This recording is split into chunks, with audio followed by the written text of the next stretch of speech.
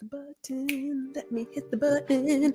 Oh, the things that go on behind the scenes. I know you're all thinking, what does that woman do all day? You'll be surprised. You'll be very surprised. Okay, so a couple of things as we are preparing for. I've been looking forward to this conversation because I found myself when I was talking to Nat a month and some ago. I was like, how many times have I done things that are self-sabotaging? But I was like, ugh. So this is true to my heart. I will tell you that. And before we get into all of it, let me play some theme music and then we will get ourselves started.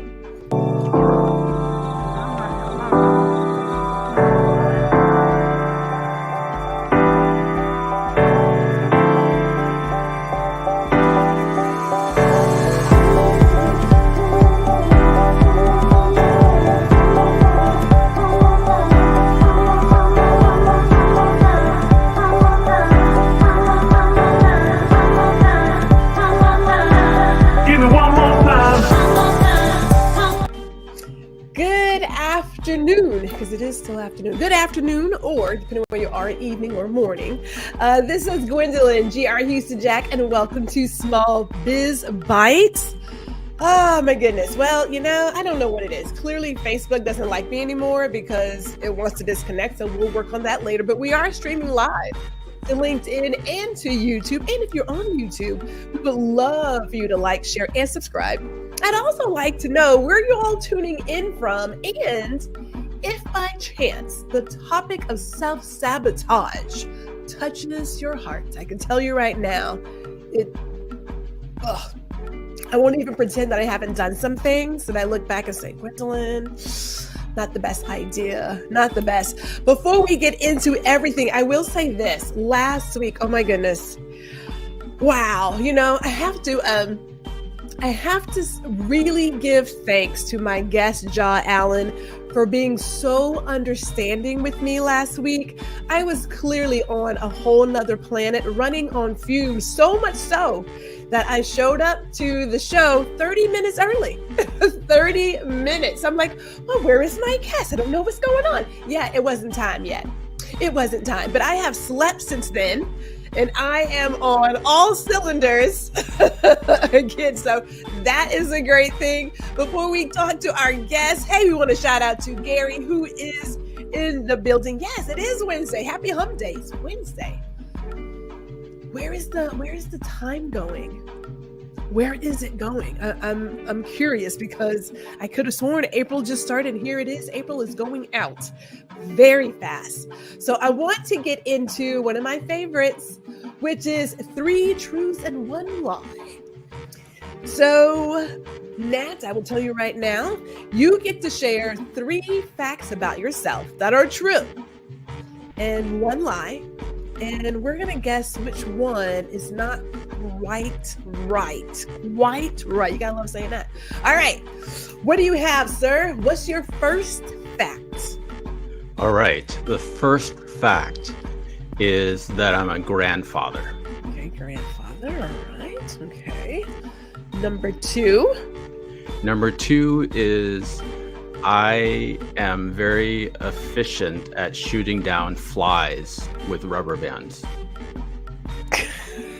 Okay.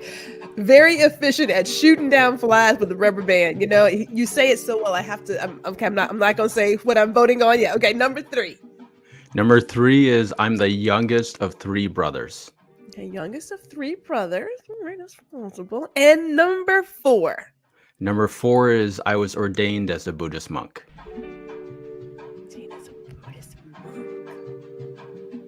Okay. So we got grandfather. Very efficient at shooting down flies with a rubber band. It's so specific. I don't know. It's talking to me. Number 3 was the youngest of 3 brothers. And number 4 is an ordained Buddhist monk. All right. That's I keep going back to number 2, but I don't know. For some reason, I feel like number 3 may be the way to go. I'm not going to say it yet.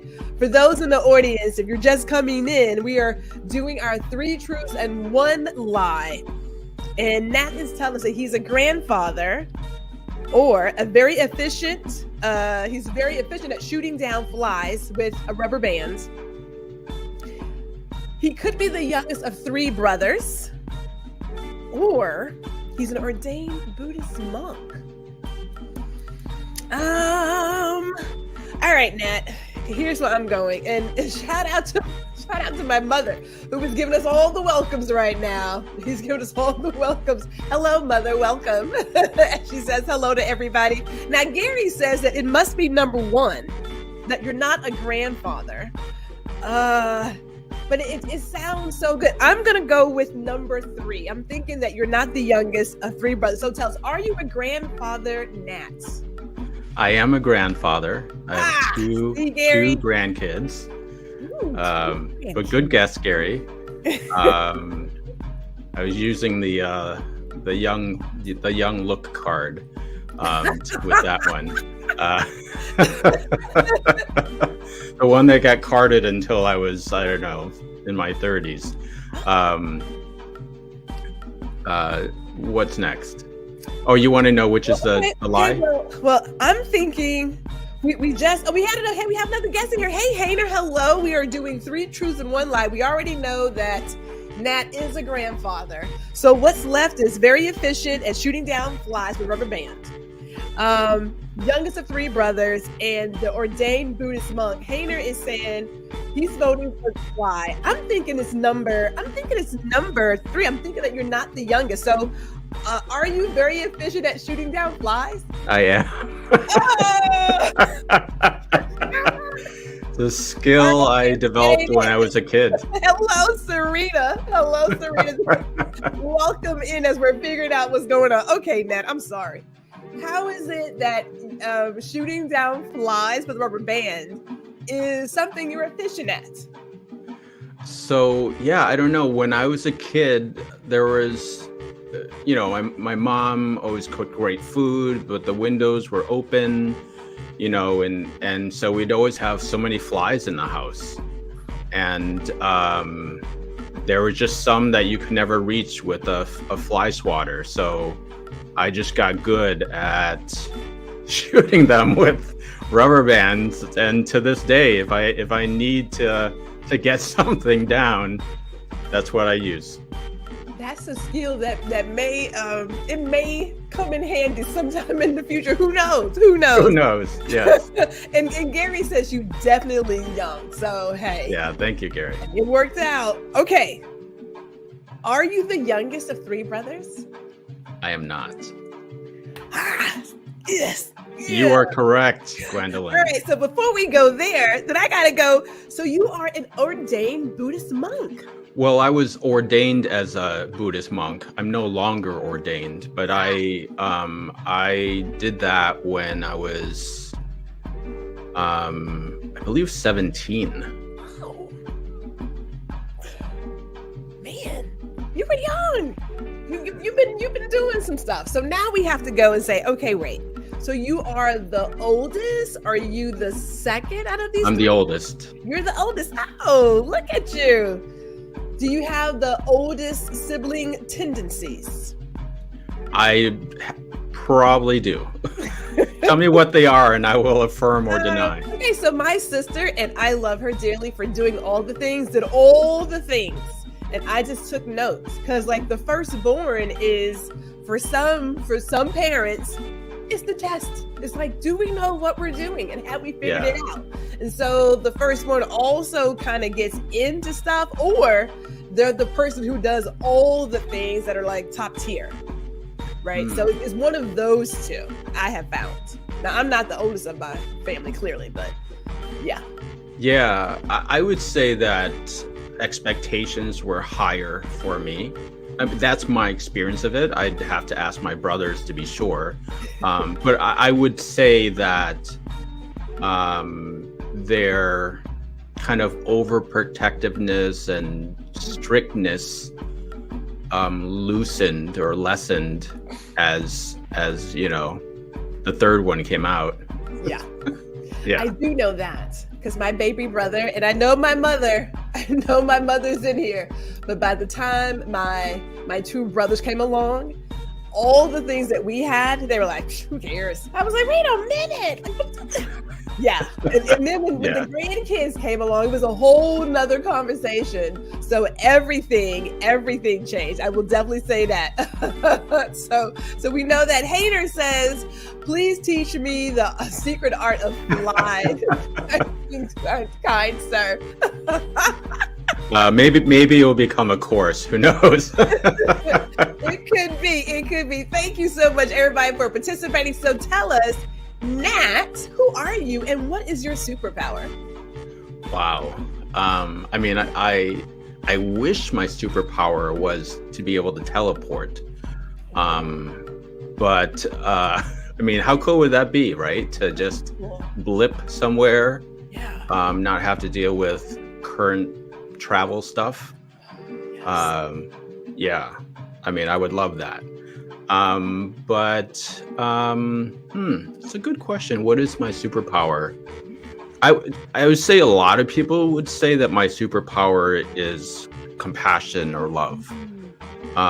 My ability to be with someone and have them feel safe enough to let their guard down is something that I hear a lot. I think that's I'm not gonna say I think. I am going to go with I know.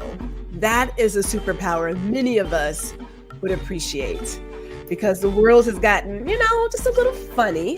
And we talk about having safe spaces for people to just be themselves. And I have to admit, I was telling someone earlier, I'm an odd duck. So if you can deal with all of this, God bless you. Because it's a lot going on over here. But it is great that you allow people to be at a place where they feel safe enough to let their guard down, and you are compassionate. So I'm digging that one. I am definitely digging that one. Let me get more of these comments as Gary's given us his laughing emojis, and also, that's one really teleporting. Look, if I had to think about what my superpower would be, I need to probably work more on that. Although I do like the teleporting idea. I also want a George Jetson kitchen, so we can talk about that too. Before we get into somebody owes me right now because I could have sworn we were like in the 2000s. We were supposed to have like these fancy homes and flying cars and rosy robots, and we're not there yet. We're not. Yeah. Jetsons, I mean, to manifest something out of thin air, like a meal or, Yeah. Now, some of the stuff, as we have seen, and probably some people's social posts have come true, where we're doing teledoc and other things that we saw, like in the cartoon. So we know that there has been some movement, but I am still waiting on advancements in the kitchen. We're doing everything else. Smaller TVs, smaller phones, better cameras. We need to focus on the kitchen, people. It's the kitchen. Now we got the iRobot. That's great.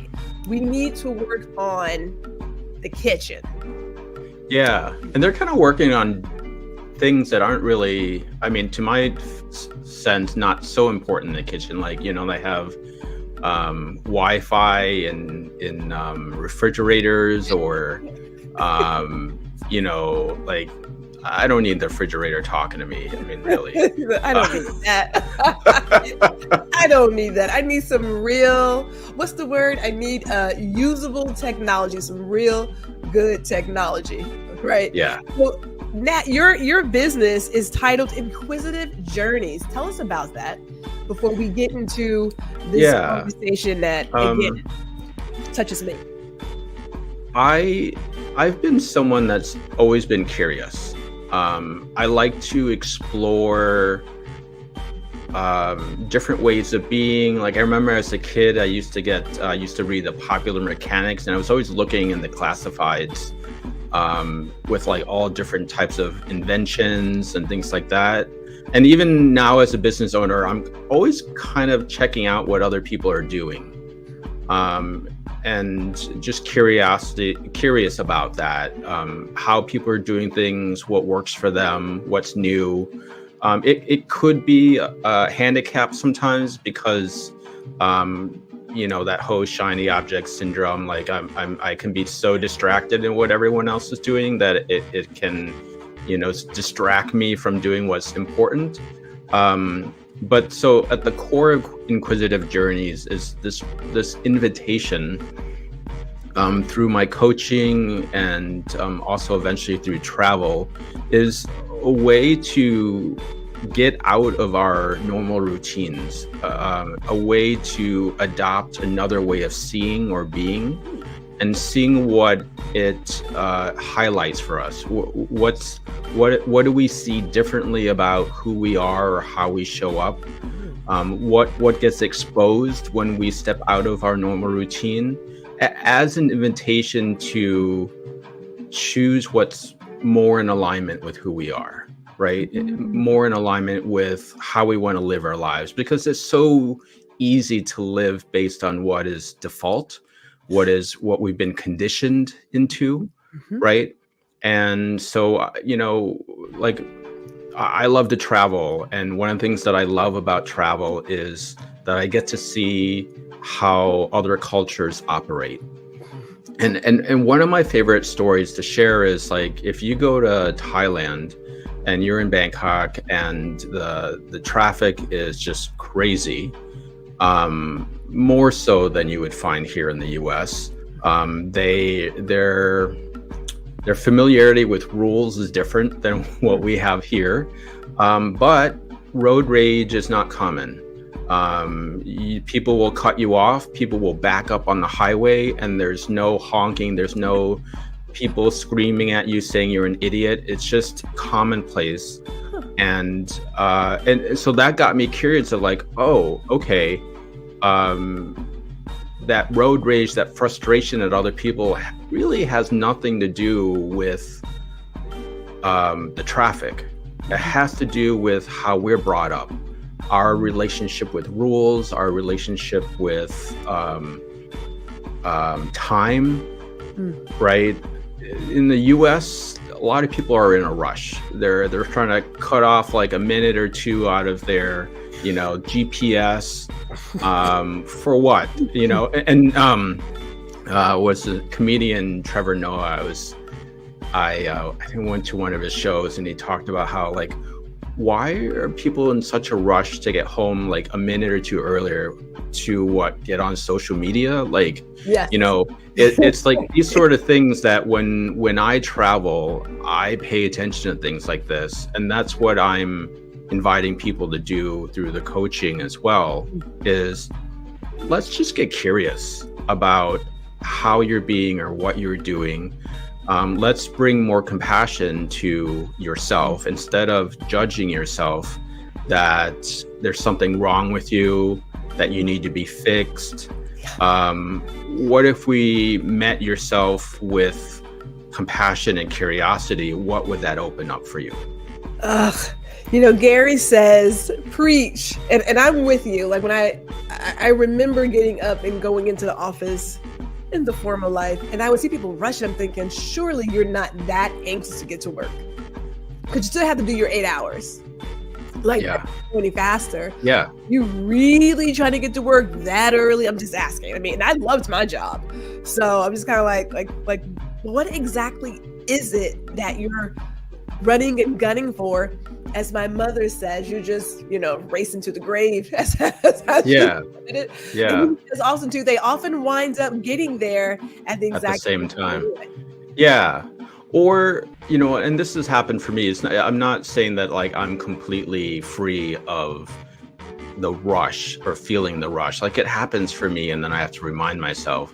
But I mean, I've had where I'm like, oh, I need to be there, because my upbringing, my mom grew up in a military family, and so her influence on me was like, okay, you got to be there on time. If you're late, you're screwed, or it doesn't look good, right? I have that conditioning in my body, that urgency.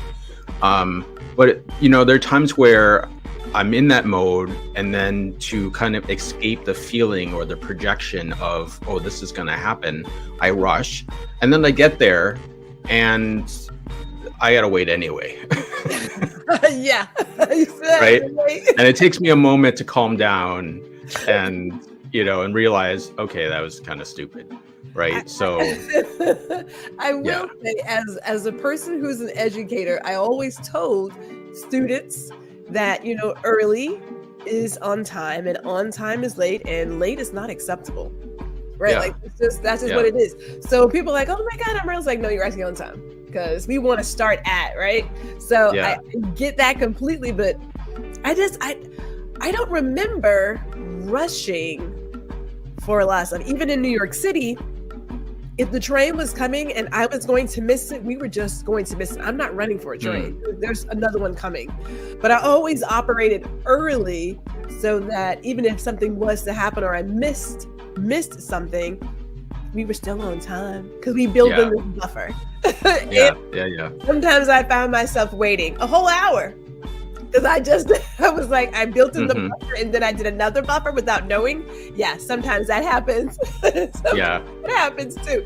Just not on purpose, but thinking too much. Serena says, I like the ones who are rushing to get around you in traffic, to just be stuck at the right with you. Yeah, I've seen that. I think that happened to me today. Yeah. And I admit, sometimes that's me, but in my head, I am telling myself, at least I'm not behind you who's driving slower. So I don't know if that's my way of saying, I don't know. I'm trying to find the win. I'm trying to find the win. So let's talk about this, because you and I had a great chat some time ago. And when you started talking about self-sabotage and how you went through your own journey of self-doubt and overcoming that, I thought, okay, Nat, you're going to have to come and share your experience and your expertise with this community of small business owners and creatives.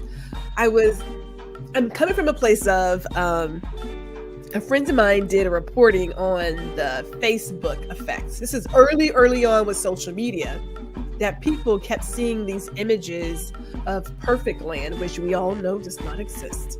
But then some people took it and wanted to go one step higher than that person. And then some people took it and was like, oh my God, like I am failing at life. And so if they were already on the cusp of it's not going well, it really went downhill. So let's start with your journey and how you overcame self-doubt. Yeah. It's been a long journey. I had self-doubt and low self-worth from an early age, like a kid. I remember crying in my bed, wondering why I was alive, like what my purpose was. So I would say that I probably came in with like, if you believe in kind of like soul paths or things like that, it's like that was probably a big part of my journey to experience and to overcome. I jumped into personal development, did spiritual work, and there were definitely improvements in my life experience. But I always struggled with my business. I've had several, and I've always struggled financially, and I've come to realize that what that was showing me was that it didn't have to do. So I'll step back for a second. I thought that things weren't working out because I didn't know marketing well enough, and I can't tell you how much money I sunk into marketing programs and formulas and systems and that sort of thing, right? And then I thought, well, I need to work on my energy, and so I was like doing like energy work and things like that. And sure, there's some shifts, but then I still found myself holding back or trying to find other ways to get to what I wanted to do. I worked on mindset stuff, and that only got me so far. And so I came to realize that at the core of what I was feeling was that I didn't feel safe. and I was trying to feel safe by achieving these external things, by having the money or having the right partnership, or trying to do the right thing but worried about doing the wrong thing. These are all types of self-sabotage. And so more recently, I've come to recognize that self-sabotage is a form of self-protection.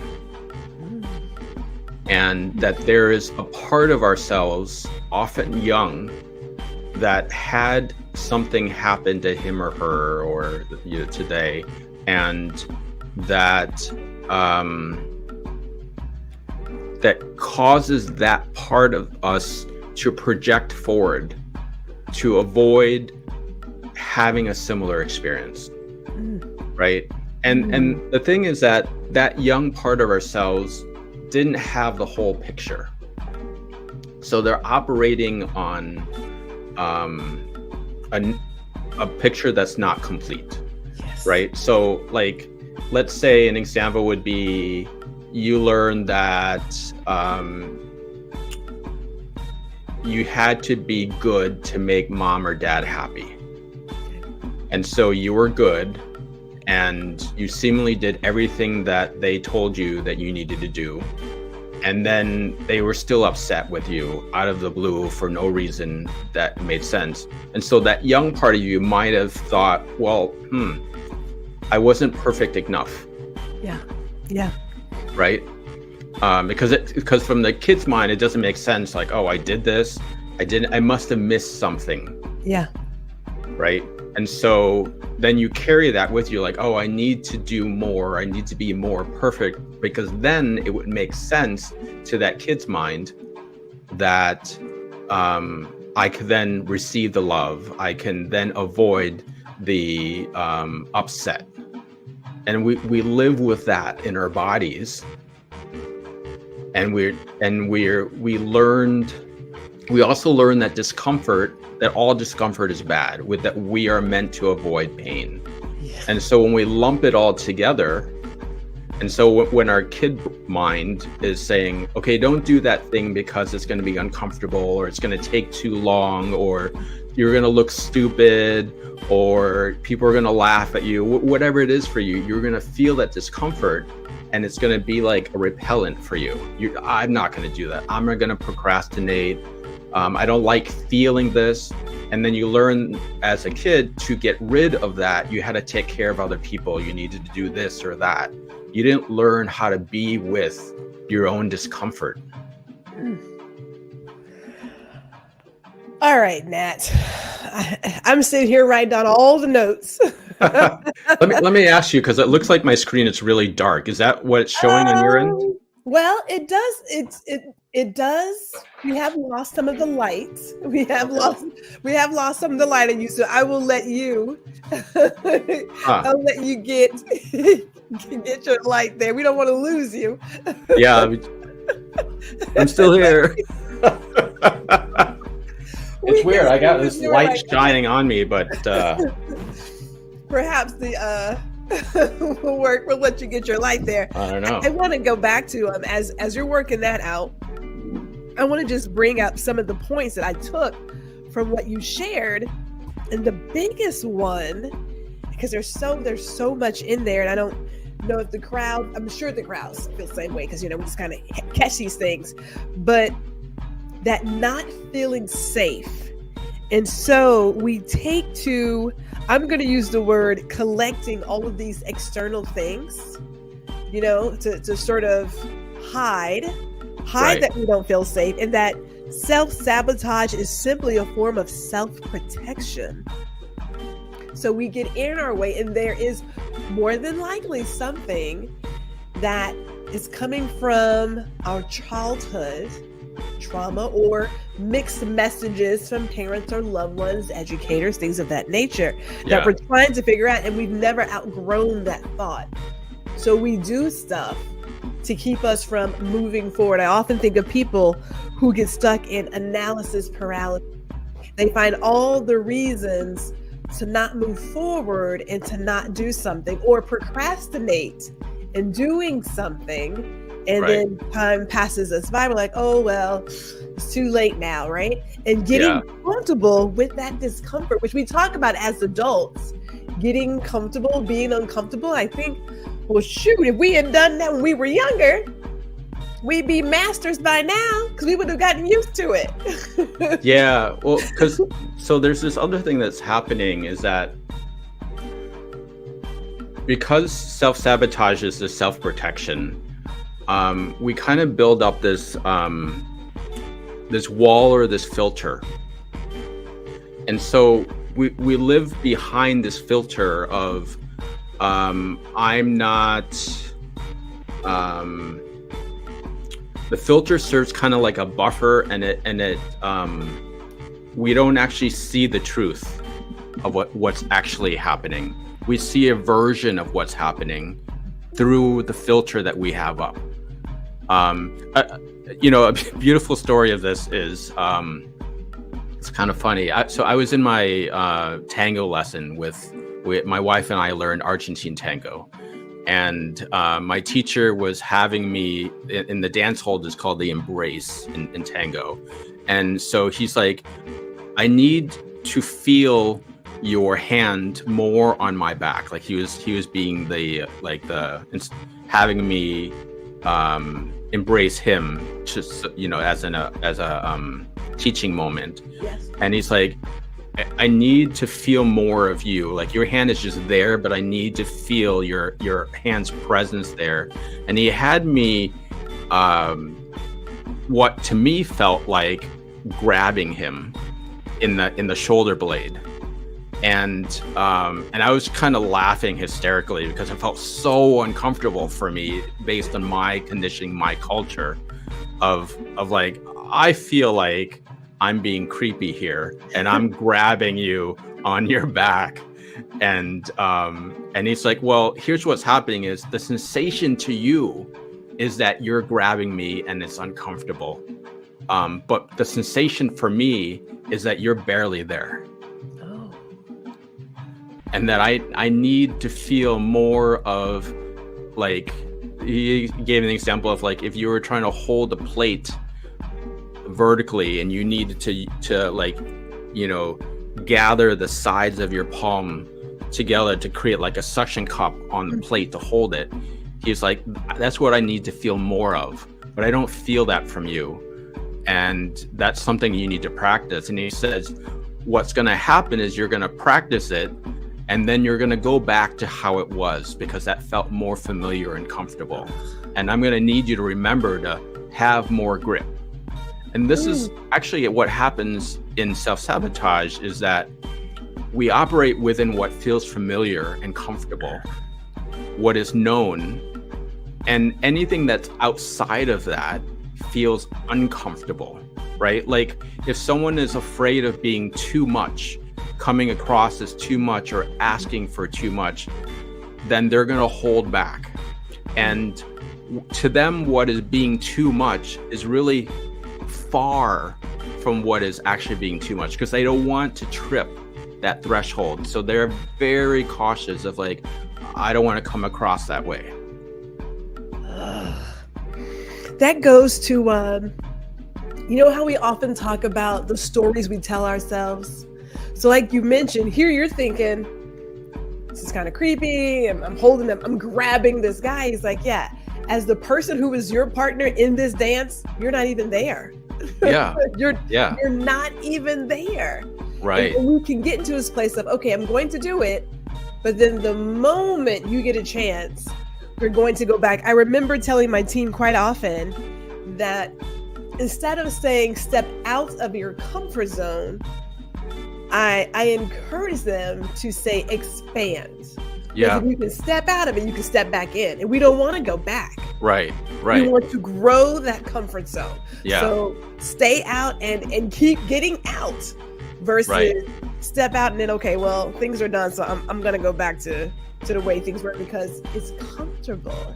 Yeah. And humans enjoy comfort. We like knowing, although we cannot help the future. We like routines. We like knowing what's coming because it makes us feel comfortable as well as safe. There's a reason Yeah, why it's exactly. That's the key there, is safe. And I would even go more toward familiar than comfortable. Familiar. Because oftentimes we're in a space that may not actually be comfortable.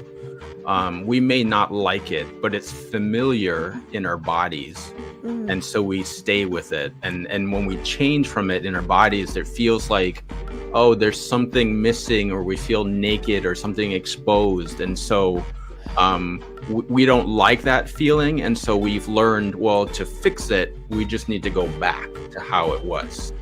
Right. And we see this a lot, more of an extreme of like people that have had abuse. And they stay in abusive relationships because it feels familiar to them. And maybe they have a belief that if they are different, then they won't be loved, or they won't have a partnership.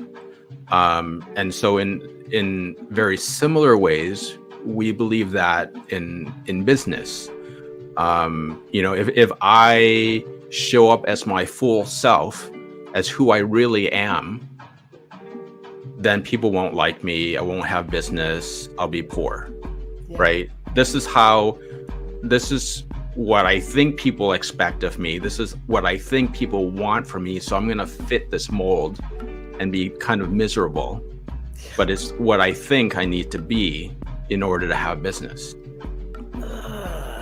That's a good one. Before we continue, okay, so I know we were still talking while you were working on your light. Do you need more time? Yeah, I don't know. He's like, I don't know let me try. Let's see we can take a quick No, pause. That's worse. As I think about the part about being exposed, because often when we talk about business relationships, and I think about all the relationships, be it from employer to employee or leaders, I use that a little loosely because just because you have a title doesn't make you a leader. Right. Right. But if you look at some of the older models, the idea of being vulnerable and honest and saying that you don't know something or are not aware of, people saw it as a sign of weakness and not strength. And so therefore people had this, what you want to call it, protection, kind of this guard is up that it's like, no, we only do this and it's like, no, we all make mistakes and we don't know everything. But the times have, I believe, shifted where we want to see people being vulnerable and saying, you know what, I really don't have it all together. But no one really does. That was always a lie.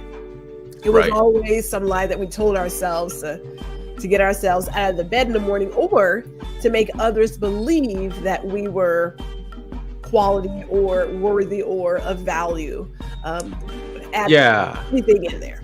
Yeah. Oh, so true. I mean, that thing about having it all together, that fits one of the archetypes in my framework, which I call the no-needer.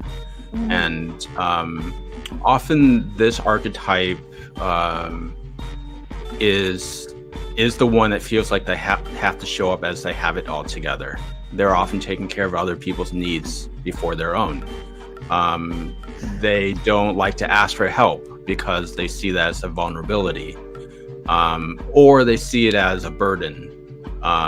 They see it as like receiving help as a burden, but they don't see the value that they give to others by, being their help. And someone like this, and I can speak very clearly about it because this has showed up for me, is oftentimes it's someone that grew up, they were maybe empathic, like they were in tune with other people's needs before they were. Yeah. And you learn that, oh, I'm valuable by being aware of other people's needs, and so I'm known as the helper, right? I'm known as the rock for other people, and so they take on that role. They identify as that person, and are valued only again, as a kid, you're like, oh, I'm valued as the one that steps up. Mhm. Sometimes also, like, this is for me, where I was the oldest. My mom had depression. I ended up kind of needing to take care of my mom and my brothers. Mm. And so I made up in my mind that their needs were more important than mine. I could go without. Mm. And so, it's the innocence of that as a kid of like, oh, well, I needed to pick up the slack. I don't want to ask mom. I don't want to ask mom for help because she obviously needs more help than I needed. Yeah. And that's the kid's mind of just stepping in and saying, okay, I don't want to. And what might have also happened is you asked for help and you got some feedback that because someone didn't have the capacity to be with you. And then you learn, okay, I can only step up and be the help, but I can't ask for it. Yeah. If you happen to get, and we'll say it could be chastised or something, Yeah. it becomes, okay, it's just better off not to ask. Yeah. When I do, I get this as a result. And it's interesting, like when you mentioned how you had to, help your mother and your brothers, that some people will carry that sort of savior, soldier mentality all the way through because that's what they've known. Mm-hmm. And it's worked for them. And then they get into this adult space and, we start learning that you can't pour from an empty cup. Like even the soldier gets weary, right? Like, there's gotta be a time where I need someone to depend on, but who is that? Because I've always been the dependable one for everybody else. Right. And I haven't built that support system to get myself together. So, I mean, you've been talking about self-sabotage and how it shows up for us in our everyday lives. Let's talk about the advice that we have to get past it. Because if you do have the person who has always been the savior, the person who's always taking care of other people because they're needed and they have a hard time asking for help, being vulnerable, maybe it's procrastination, analysis paralysis, all these things that we do to get in front of what could be. And I will say, I remember telling somebody when they were asking, what were you afraid of? And there are a lot of folks who had mentioned how they were afraid of failure, which I just see as learning opportunities, but I was afraid of succeeding. Because what if this worked out for me and I couldn't keep up? Or I couldn't meet someone's expectation. So I found myself not doing what I was supposed to do to put myself out there and keep the ball rolling. Yeah. What advice do you have? I took it off, but I put it down, took it off. What advice do you have for those who are battling the self-doubt and these self-sabotaging behaviors? Yeah. I really believe that imposter syndrome or the self-doubt is another form of protection. It's, and so my advice is to, first of all, pay attention to your thoughts, not as a way to change them. This is not about changing our thoughts or changing beliefs, but just to notice that you will have a thought that is not grounded in the present moment. Right. So in your case, Gwendolyn, it's what if I can't handle it? But that's not based on who you are in the moment. It's based on it's based on a inferior identity in comparison to a future moment that you don't know whether it's going to happen or not. Right? Yeah. And so what happens is you have the thought, you feel the discomfort in your body, you don't like the discomfort, and you hold back. Right? And so coming back to your question in terms of self-doubt, you have a thought, maybe I'm not good enough. Maybe I can't handle this. Maybe, or not even maybe, like those people out there are going to expect more of me than I can give. Yes. And all of these thoughts are not rooted in the present. They're rooted into the future possibility and you don't have actually the capacity right now to be with something that that may or may not happen, right?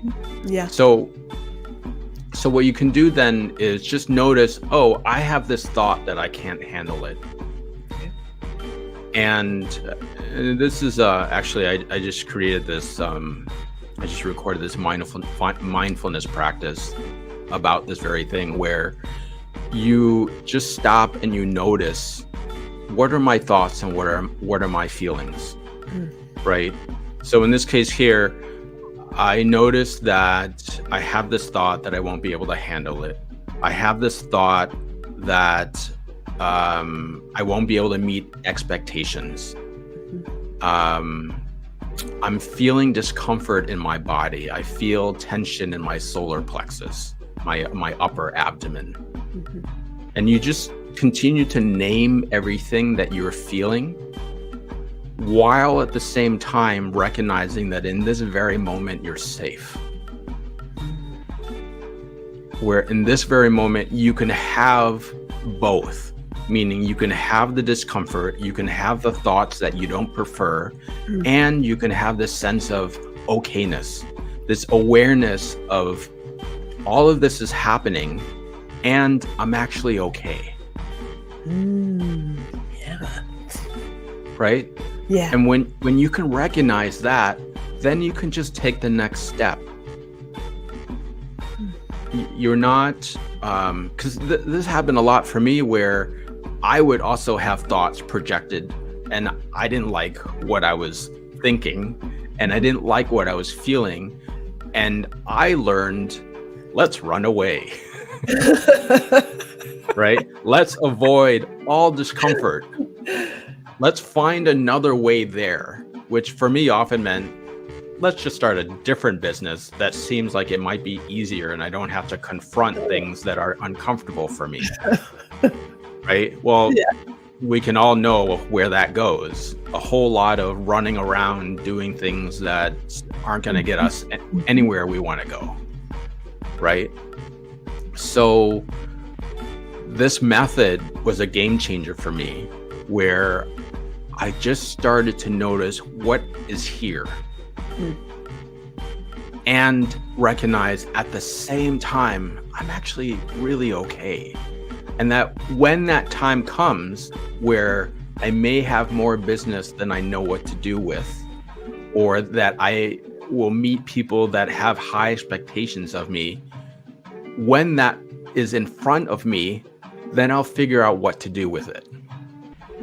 But I can't pre-plan for something that's not here in front of me. Yeah.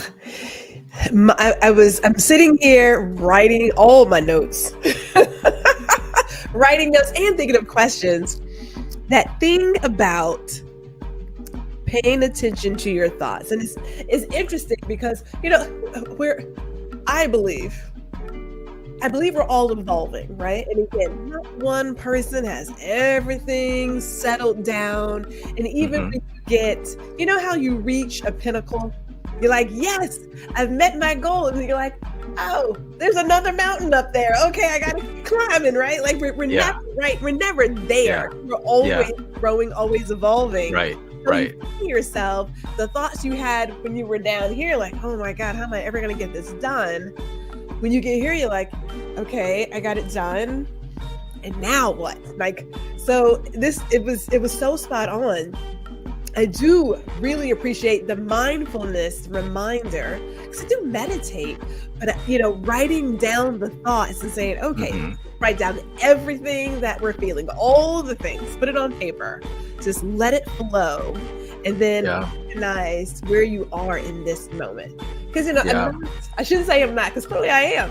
I attempt to not be the what if person, but somewhere back here in one of these segments, there is a what if segment that is going down, and I have to recognize it.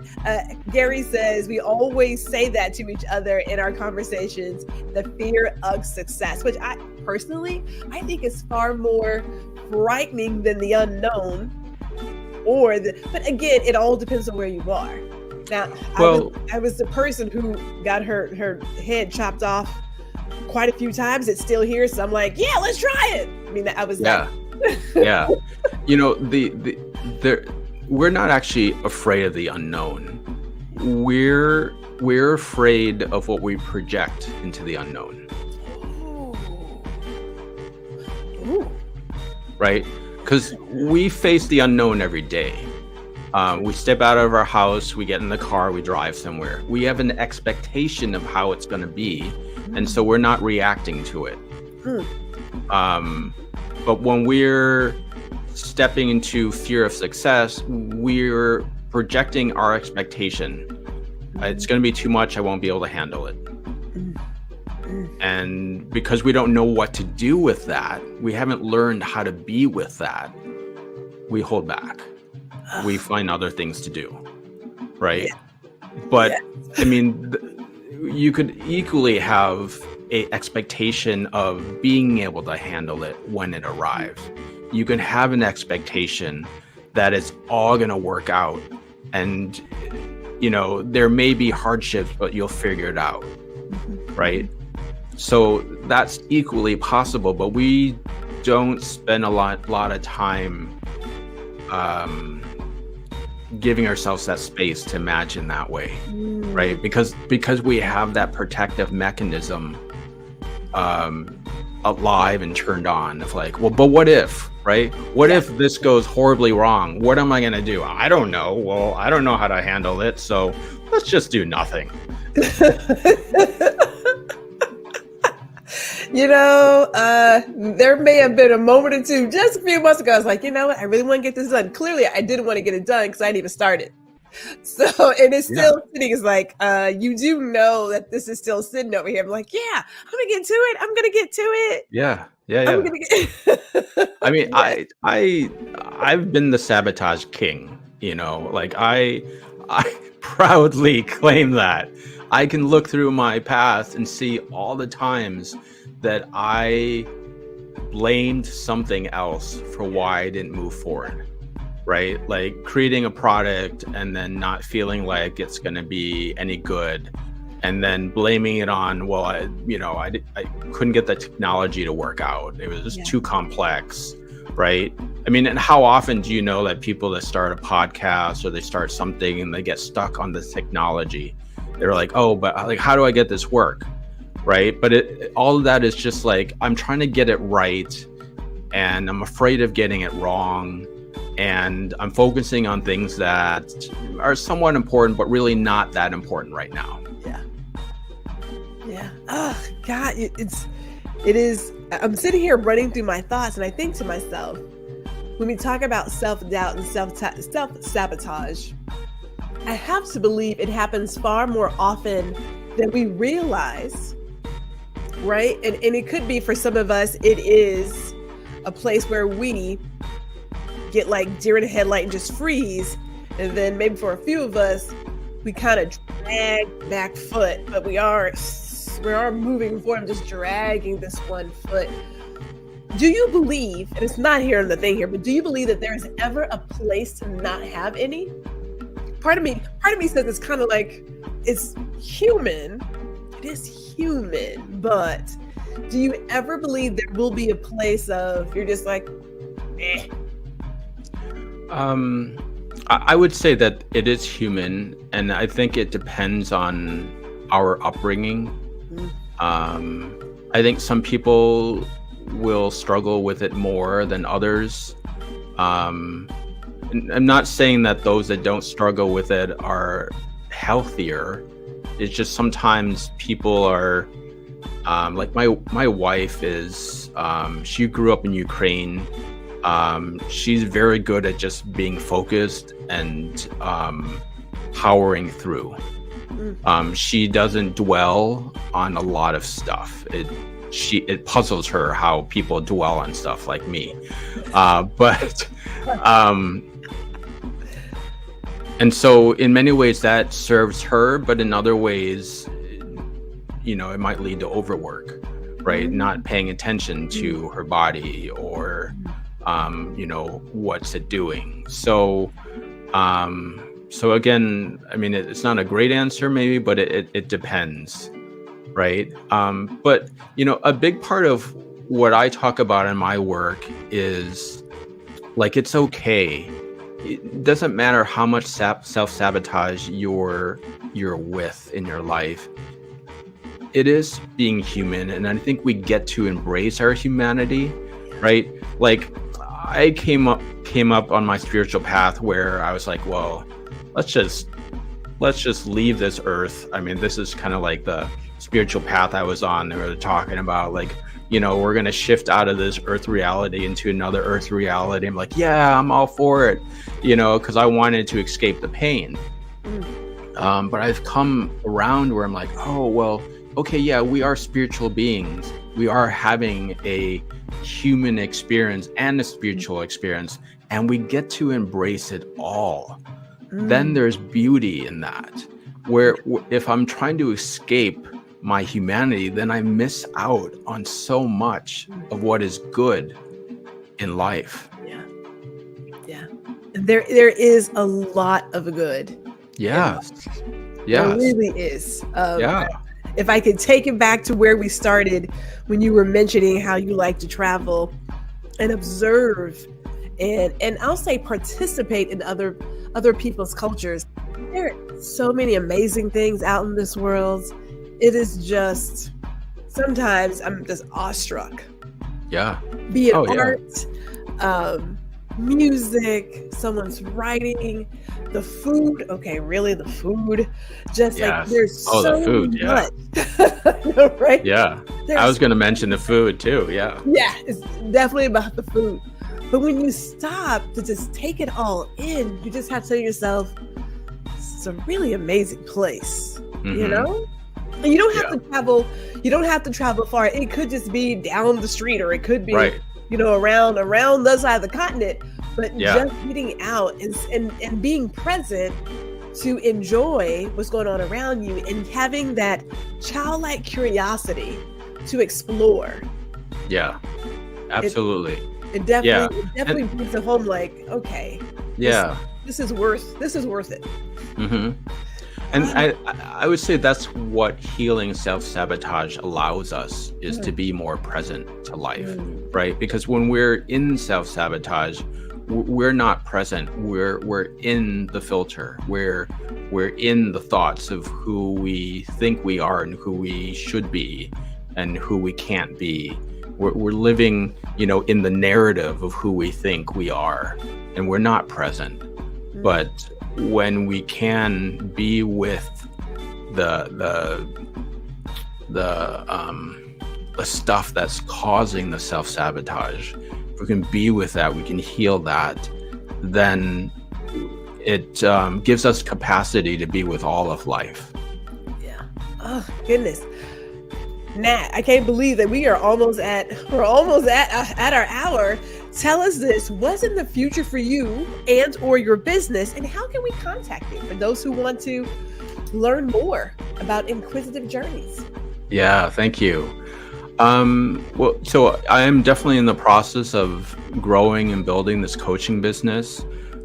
That's a big focus right now. I'm doing local workshops and just wanting to meet people in person in their humanity.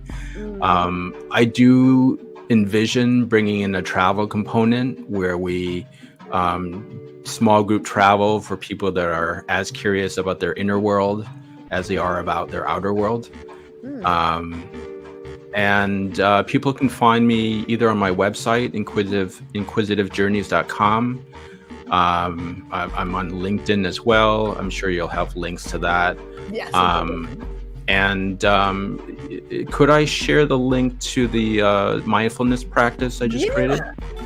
If you put it in the private chat, or if you want to put it in the comments, you can do that too. Either way. I'll put that in the comments here. So it's inquisitivejourneys.com/be with.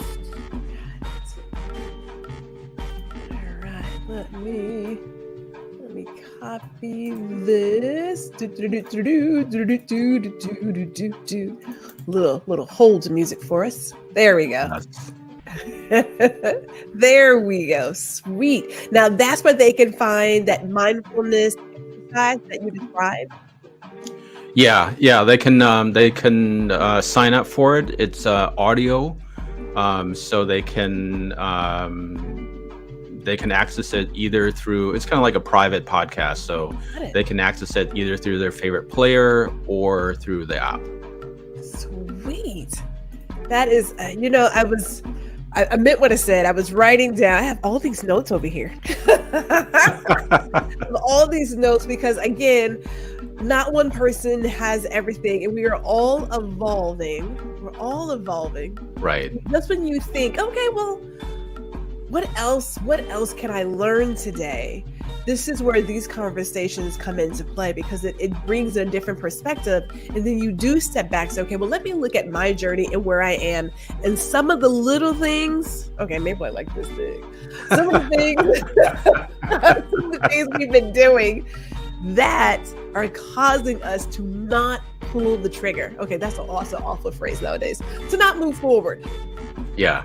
To not move forward. Yeah, that's probably a better phrase. I know, right? Like some of the phrases, like, oh God, that's an awful phrase when you really think about it. We don't want to do that. We want to move forward with our decisions and our aspirations and embrace all that life has set us. Because everybody has a gift that needs to be shared with this world. So I believe in that wholeheartedly. And sometimes we just need a little bit of an extra shake to get our gift out there. So I'm all for that. Before we let you go, I do want to tell everybody, hey, Friday is TGIFF. That G is Fire Friday, because not only will we be live for Girl Listen at 4:00 Central, we will also be on Indie Soup Media for Ladies Listen Up. And naturally, we're going to talk about how we're not for everyone. So as we talk about individuality and recognizing all the things about self, we're also going to tell you that, you know what? Like I said, I'm an odd duck. I'm fully aware, but I embrace all of my odd duckness. That is now a word. I love that. I tell you that it has been great having this conversation with you. Sincerely appreciate you giving us your time and your expertise and sharing your stories.